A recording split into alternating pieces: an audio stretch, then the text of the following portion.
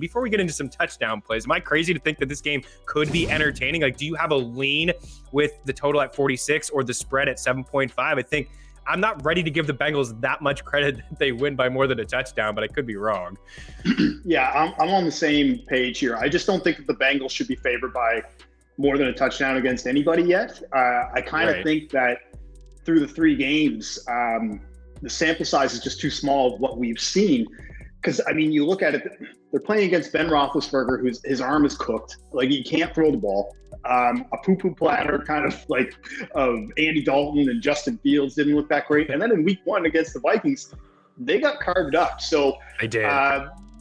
So for myself, like, I mean, I know that they obviously won the game in week 1, but I just think with the way that this team is, I honestly think that their secondary is a little bit overrated if you look at the stats through 3 games as a result of playing against those quarterbacks. So really what it comes down to for me is of whether or not the Jaguars can move the ball. And that one's tough. But at the same time, I just feel like that magic number of 7.5 points, once it's past 7, then I have to kind of start looking at the dog in this spot. So that's probably where I lean. Unfortunately, though, I'm like, I can't take the money line underdog in this spot. There's no thanks.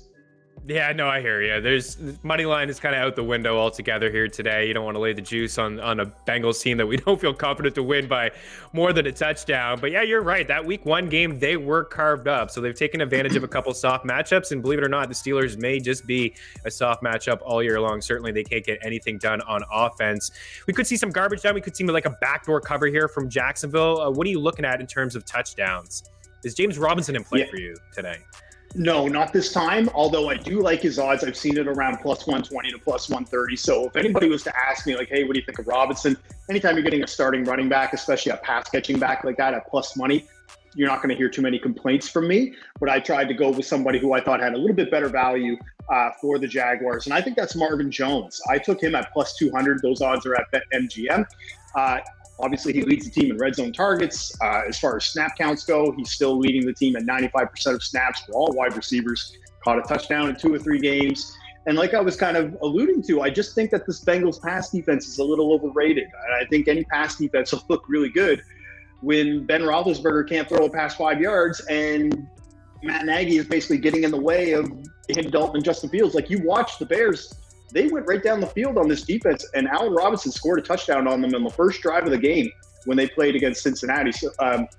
So I just think that Marvin Jones is probably my favorite Jaguars player to score a touchdown today.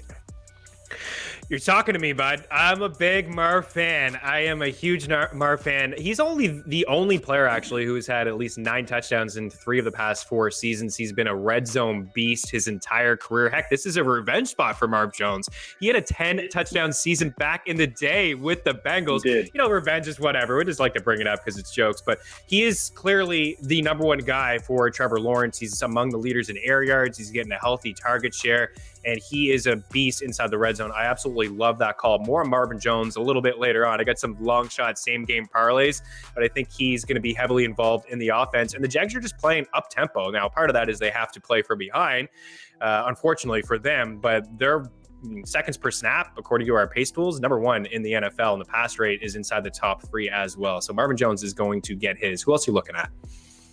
Yeah, and I just wanted to mention there's a reason why Trevor Lawrence's interception prop today is at 1.5 instead of 0.5, because books know that he's going to probably have to air it out, and more than likely he's going to get picked probably at least once. So generally those are always set at over under 1.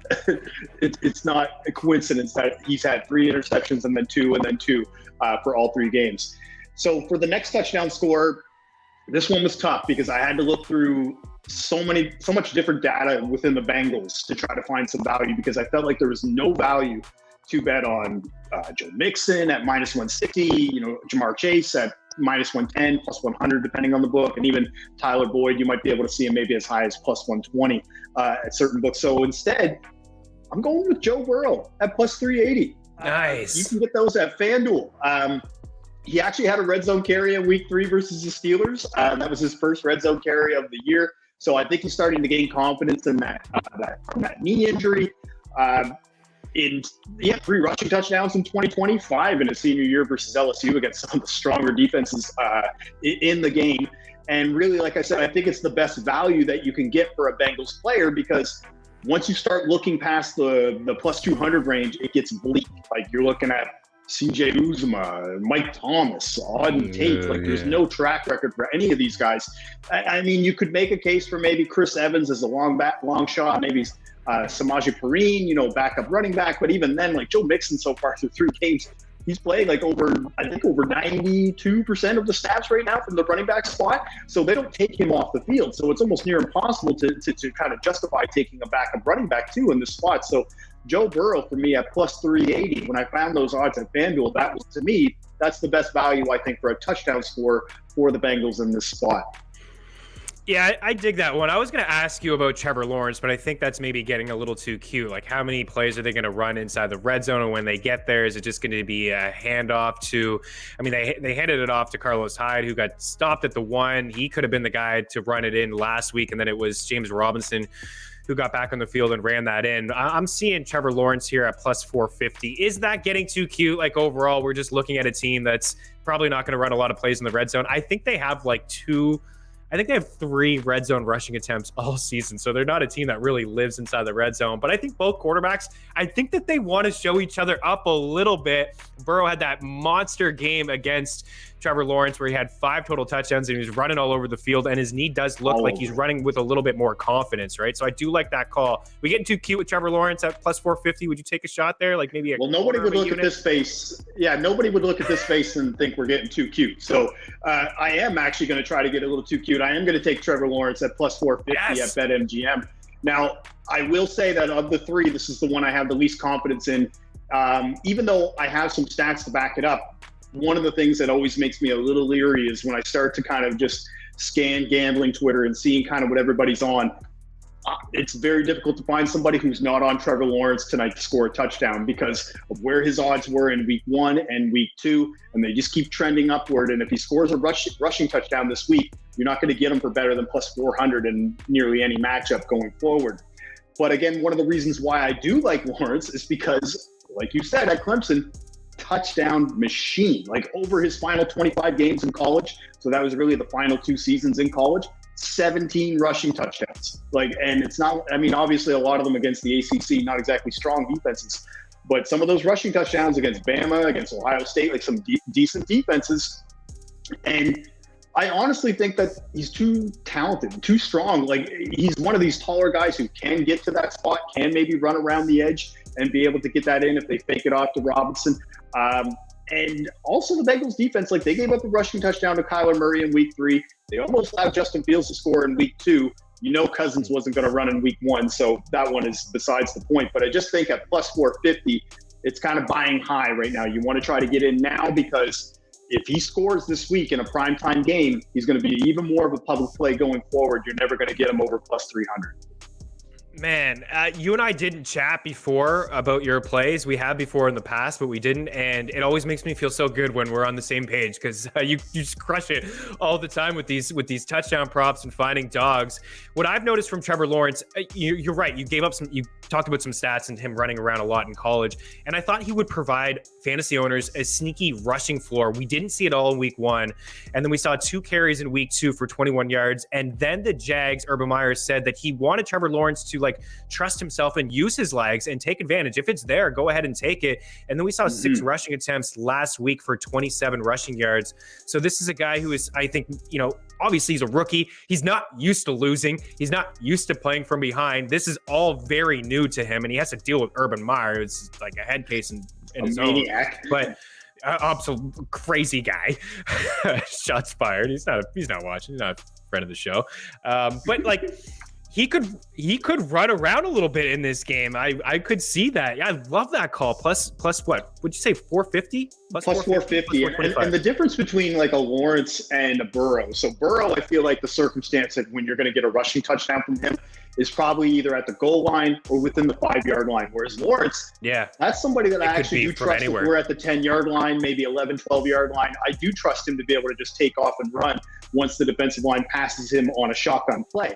But that's the thing, is that now Lawrence is almost becoming such a public play And I know the books don't love to give away free money, especially when, like last week when I was on and everybody was on Davis Mills at plus 1,000. So just kind of go in with caution if you're going to bet Lawrence. But at the same time, from a value standpoint, this is literally the best that you can get all season.